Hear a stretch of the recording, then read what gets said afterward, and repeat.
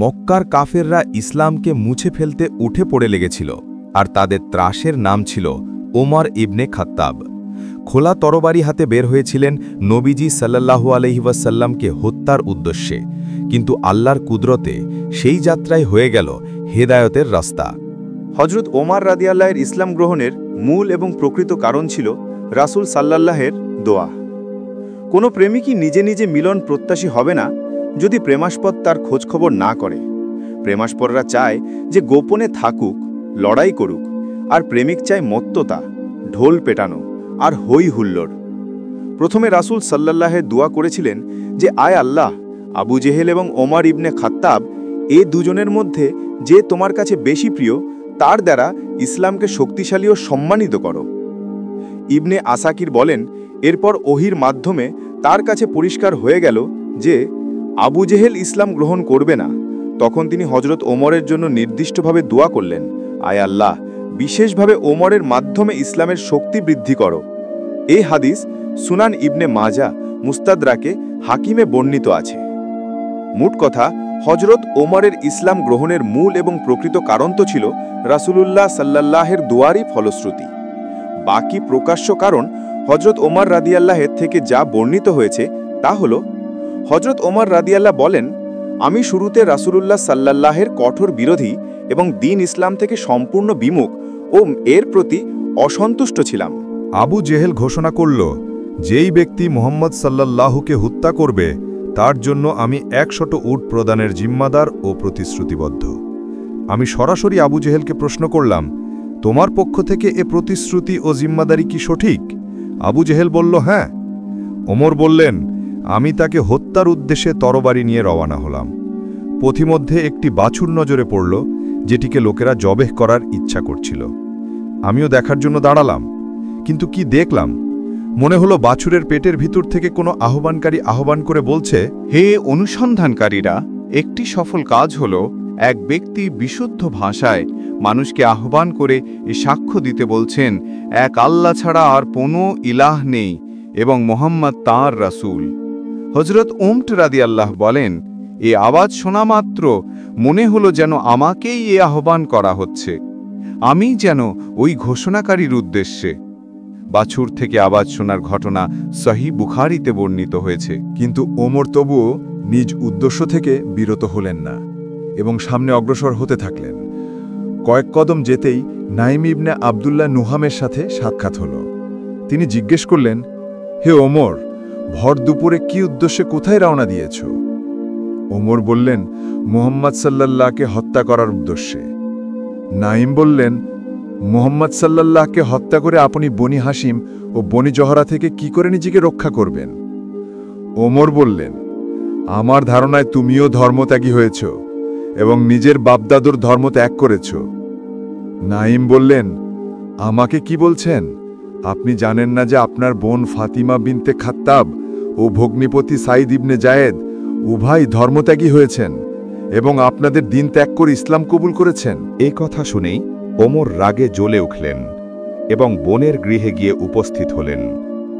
হজরত খাব্বাব রাদিয়াল্লাহ, যিনি তার বোন ও ভগ্নিপতিকে শিক্ষা দিচ্ছিলেন, ওমরের আওয়াজ পেয়েই লুকিয়ে পড়লেন। ওমর ঘরে ঢুকলেন এবং বোন ও ভগ্নিপতিকে বললেন, সম্ভবত তোমরা উভয়ে ধর্মত্যাগী হয়ে গিয়েছ। ভগ্নিপতি বললেন, ওহে ওমর, যদি তোমাদের দিন সত্য না হয়, বরং এটা ছাড়া অপর কোনো দিন সত্য হয়, তাহলে বলো কি করা উচিত? ভগ্নিপতির এ জবাব দেওয়ার অপেক্ষা মাত্র ওমর সঙ্গে সঙ্গে তার ওপর গিয়ে ঝাঁপিয়ে পড়লেন। বোন তার স্বামীকে রক্ষা করতে এগিয়ে এলে ওমর তাকেও এমনভাবে প্রহার করলেন যে তার চেহারা রক্তে রঞ্জিত হয়ে গেল। এ সময় বোন বললেন, হে খাত্তাবের পুত্র, তুই যাই ইচ্ছা ক্ষতি করতে পারিস কর, আমরা অবশ্যই মুসলমান হয়েছি। রে আল্লাহর দুশমন, তুই তো কেবল এই জন্য মারছিস যে আমরা আল্লাহকে এক বলে বিশ্বাস করেছি। ভালোভাবে জেনে নে, আমরা ইসলাম গ্রহণ করেছি, যদিও এতে তোর নাসিকা রক্তাপ্লুত হয়। ওমর বোনের এই ঈমানোদ্দীপ্ত বক্তব্যে ভাবান্তরিত হলেন।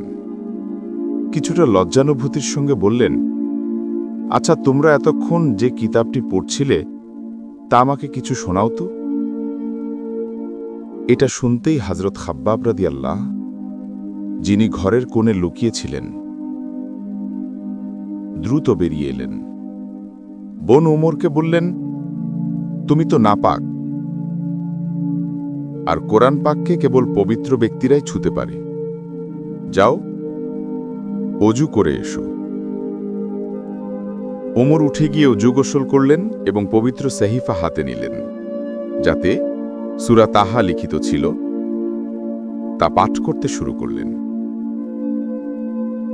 যখনই এই আয়াতে পৌঁছিলেন যে আমি সত্যিকারের মাবুদ, আমি ছাড়া আর কোনো প্রকৃত মাবুদ নেই, সুতরাং আমারই ইবাদত করো এবং আমার স্মরণে নামাজ কায়েম করো, তখন স্বতঃস্ফূর্তভাবেই ওমর বলে উঠলেন, কতই না উত্তম ও পবিত্র বাক্য এটি।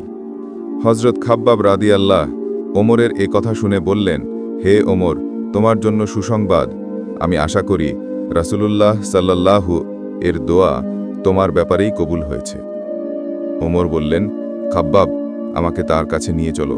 হজরত খাব্বাব ওমরকে সাথে নিয়ে আরকামের গৃহের অভিমুখে চললেন, যেখানে রাসূলুল্লাহ ও সাহাবাই কিরাম একত্রিত হতেন। দরজা বন্ধ ছিল, কাজী কড়া নাড়লেন এবং ভিতরে প্রবেশের অনুমতি চাইলেন। ওমর ভিতরে আসার অনুমতি চাইছেন, এ ভয়ে কেউ দরজা খুলতে সাহস পাচ্ছিলেন না। হজরত হামজা রাদিয়াল্লাহ বললেন, দরজা খুলে দাও, ওকে আসতে দাও। যদি আল্লাহ ওমরের সাথে উত্তম কল্যাণের ইচ্ছা করেন, তবে আল্লাহ তাকে হিদায়েত দান করবেন, সে ইসলাম গ্রহণ করবে আর আল্লাহ ও রাসূলের আনুগত্য করবে। তার ব্যতিক্রম কিছু করলে তোমরা আল্লাহর ইচ্ছায় তার দুশমনি থেকে সুরক্ষিত ও নিরাপদ থাকবে। আল্লাহর প্রশংসা। ওমরকে হত্যা করা আমাদের জন্য মোটেও অসম্ভব নয়। অপর এক রিবায়াতে আছে, হজরত হামজা বললেন যে ওমর যদি সদুদ্দেশ্যে এসে থাকে, তবে আমরাও তার সাথে উত্তম ব্যবহার করব, আর যদি ক্ষতি করার উদ্দেশ্যে আসে, তবে তার তরবারি দিয়েই তাকে হত্যা করব। রাসূলুল্লাহ সাল্লাল্লাহু দরজা খোলার অনুমতি দিলেন। দরজা খোলা হল, আর দু ব্যক্তি আমার দু বাহু ধরলেন এবং তার সামনে এনে আমাকে দাঁড় করালেন। রাসূল সাল্লাল্লাহু ওই দু ব্যক্তিকে বললেন, ওকে ছেড়ে দাও। অতঃপর তিনি আমার জামা ধরে নিজের দিকে টেনে নিয়ে বললেন, ওহে খাত্তাবের পুত্র, ইসলাম গ্রহণ করো। তিনি আমার জন্য এ দোয়া করলেন, হে আল্লাহ, তাকে হেদায়েত দাও। অপর এক রেওয়ায়েতে আছে, হজরত সাল্লাল্লাহু দোয়ায় বলেছেন, হে আল্লাহ, ওমর ইবনে খাত্তাব উপস্থিত, তাকে দিয়ে তুমি দিনকে শক্তিশালী ও সম্মানিত করো।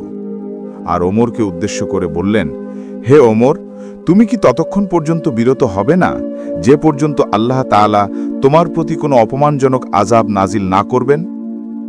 ওমর আর্জ করলেন, ইয়া রাসূলাল্লাহ, আমি এ উদ্দেশ্যে এসেছি যে আমি ঈমান আনব আল্লাহর প্রতি, তার রাসূলের প্রতি, আর যা কিছু আল্লাহর পক্ষ থেকে অবতীর্ণ সে সবের প্রতি।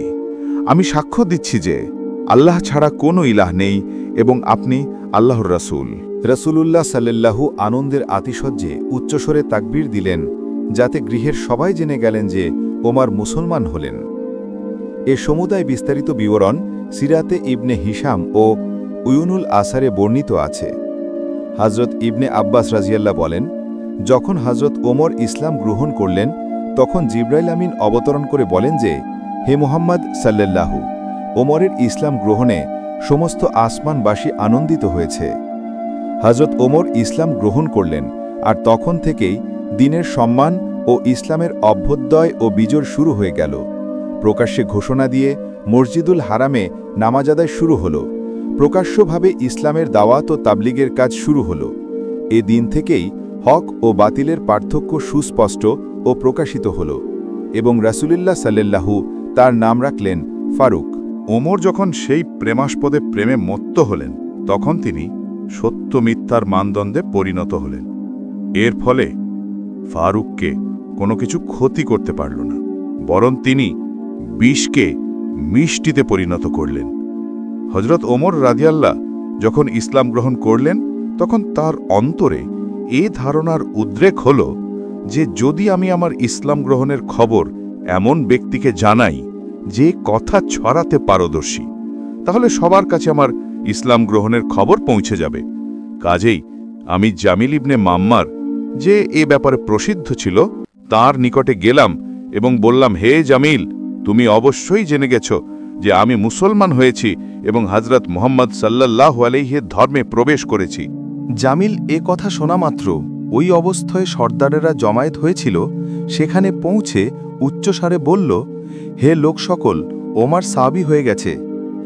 ওমর রাদিয়াল্লাহু বলেন, আমিও পিছে পিছে গেলাম এবং বললাম, এ ভুল বলছে, আমি সাবি হইনি, আমি তো ইসলাম গ্রহণ করেছি, আর আমি সাক্ষ্য দিচ্ছি আল্লাহ ছাড়া কোনো মাবুদ নাই, আর মুহাম্মদ সাল্লাল্লাহু তার বান্দা ও রাসূল।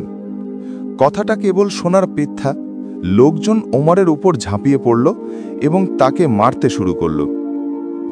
ঘটনাক্রমে আস ইবনে ওয়াইল আস সাহমি সেখানে এসে গেল। আস জিজ্ঞেস করলেন, ঘটনাটা কি? লোকেরা বলল, ওমর সাবি হয়ে গেছে। আস বললেন, তাতে হয়েছেটা কি? এক ব্যক্তি নিজের একটা কর্ম সাব্যস্ত করে নিয়েছে, অথচ তোমরা কেন তাতে অন্তরায় হচ্ছ? তোমরা কি মনে করেছ যে বনি আদি তাদের লোকের ব্যাপারটা এমনিতেই ছেড়ে দেবে? যাও, আমি ওমরকে আশ্রয় দিলাম।